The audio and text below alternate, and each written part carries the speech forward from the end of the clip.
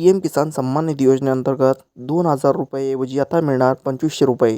पण नमो शेतकरी सन्मान निधी योजनेचं काय? नमो शेतकरी सन्मान निधी योजना पुढे अशीच चालू राहील का? नमस्कार शेतकरी मित्रांनो, तुमचे स्वागत आहे आपल्या नवीन व्हिडिओमध्ये. आणि मित्रांनो, आज आपण चर्चा करणार आहोत महाराष्ट्र शासनाद्वारे सुरू करण्यात आलेल्या नमो शेतकरी सन्मान निधी योजनेबद्दल.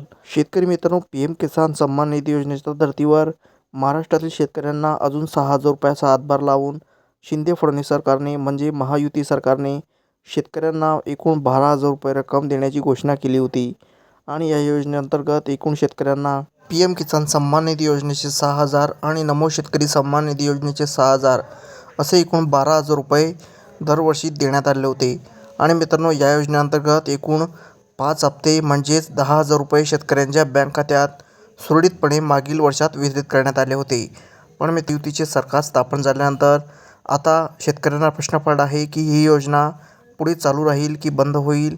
तर मित्रांनो, तुम्हाला सांगताना खूप आनंद होत आहे की ही योजना आता पुढील टप्प्यात म्हणजेच 20 जानेवारी 2025 पासून सुरळीतपणे सुरू राहणार आहे.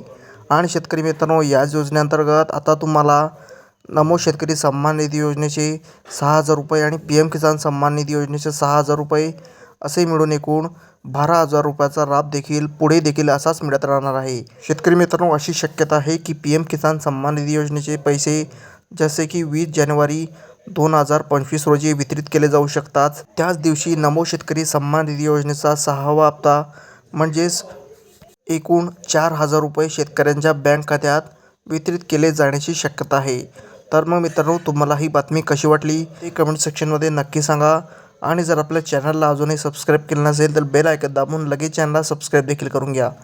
व्हिडिओ पाहण्यासाठी तुम्हा सर्व शेतकरी मित्रांचा धन्यवाद.